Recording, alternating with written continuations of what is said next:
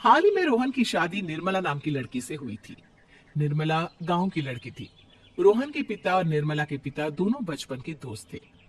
उन्होंने बचपन में ही एक दूसरे से वादा कर लिया था कि दोनों बच्चों के बड़े होते ही उनकी शादी करवा देंगे।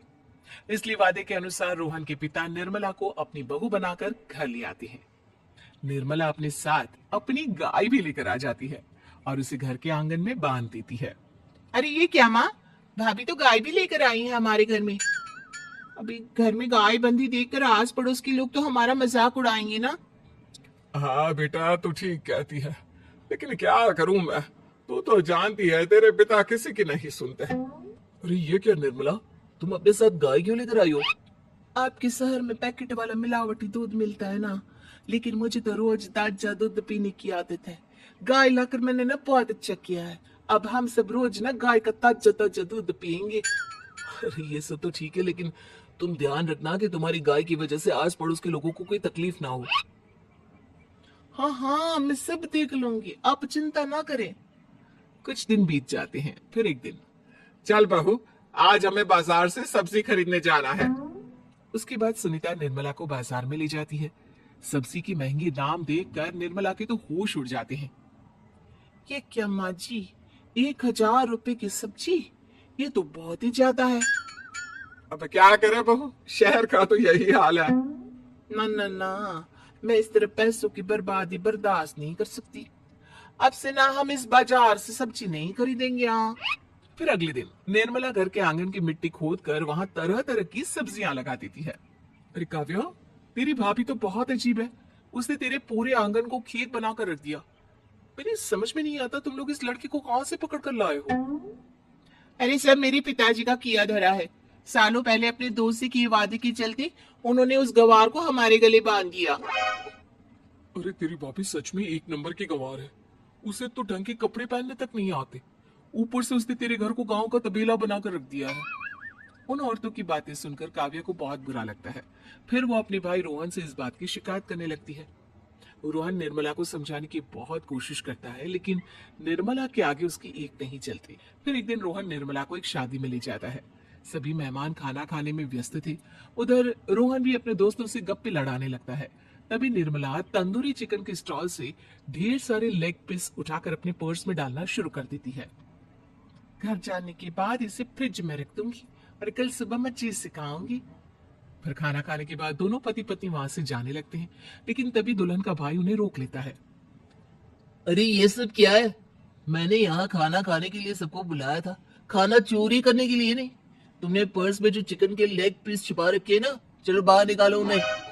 दुल्हन का भाई फौरन निर्मला से पर्स छीनकर सारे लेग पीस बाहर निकाल लेता है। मैंने इतना खर्चा करके खाने पीने का इंतजाम किया है और तुम हो कि यहाँ से खाना चोरी करके ले जा रही हो? शर्म आनी चाहिए तुम्हें। वहां मौजूद सभी लोग निर्मला को भला बुरा कहने लगते हैं। अपनी बेइज्जती होते देख रोहन दुल्हन के भाई से माफी मांगकर निर्मला को घर ले आता है। निर्मला, आज तुमने सबके सामने मेरी नाक कटवा दी। आखिर तुम्हें चिकन के पीस चुराने की जरूरत क्या थी? मुझे माफ कर दीजिए रोहन जी। दरअसल ना, हमारे गांव में जब भी शादी होती थी तब मैं और मेरी सहेलियां इसी तरह शादी से ढेर सारा खाना लेकर आते थे। मुझे नहीं पता था कि मेरी इस गलती से आपकी इतनी बेइज्जती हो जाएगी। मुझे माफ कर दीजिए, आज के बाद ऐसी गलती कभी ना करेंगे। इतना कहकर निर्मला रोने लगती है। निर्मला को रोते देख रोहन का दिल पिघल जाता है और उसे माफ करके गले लगा लेता है। इस तरह कुछ दिन बीत जाते हैं। फिर एक दिन रोहन उदास होकर घर लौटता है। रोहन के कपड़े बुरी तरह फटे हुए थे। अरे बेटा, ये सब क्या है? किसी के साथ मारा पीटी हो गई है क्या? नहीं माँ, आज हमारी जिंदगी का सबसे बुरा दिन है। म्युनिसिपालिटी वालों ने हमारी दुकान तोड़ दी। आज से हमारी आमदनी पूरी तरह बंद हो गई।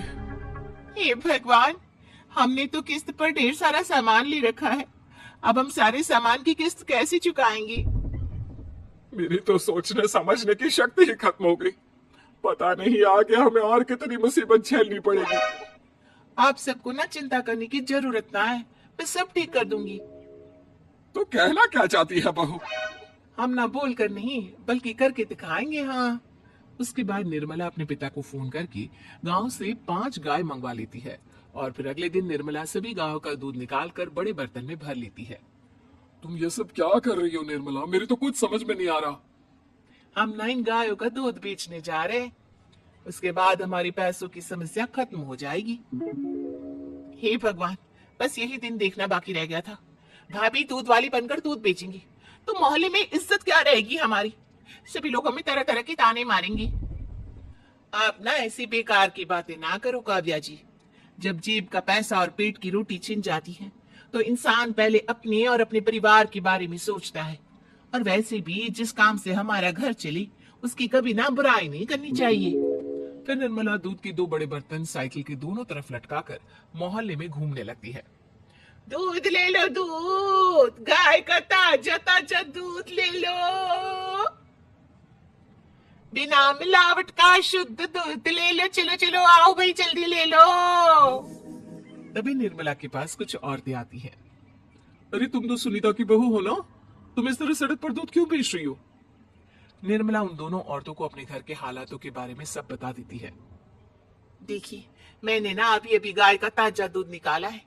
आप सब तो रोज पैकेट का दूध पीती हो, आज गाय का ताजा दूध पी कर देखिए, इसकी ना बात ही कुछ और है।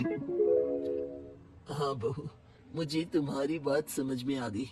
लाओ, मुझे 2 लीटर दूध दे दो। उस औरत की देखा देखी बाकी औरतें भी निर्मला से दूध खरीदना शुरू कर देती है। थोड़ी ही देर में निर्मला सारा दूध बेचकर ढेर सारे पैसे इकट्ठे कर लेती है। उसके बाद निर्मला घर जाकर सारे पैसे अपनी सास को पकड़ा देती है।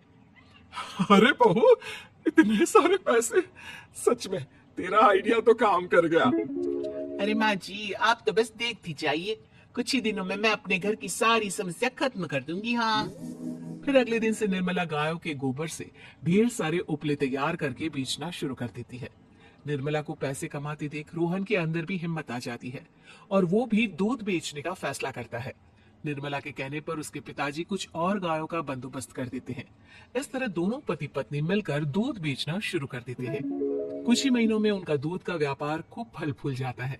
इसके चलते रोहन एक बड़ी दूध की डेयरी भी खोल लेता है।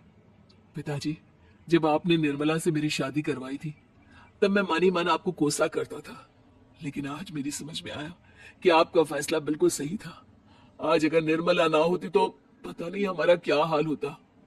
हाँ बेटा, तू ठीक कहता है। हमारी बहू ने तो हमें उजड़ने से बचा लिया। भगवान ऐसी बहू सबको दे। इस तरह निर्मला की समझदारी के चलते सब कुछ ठीक हो जाता है और वो सभी हंसी खुशी अपना जीवन जीने लगते हैं।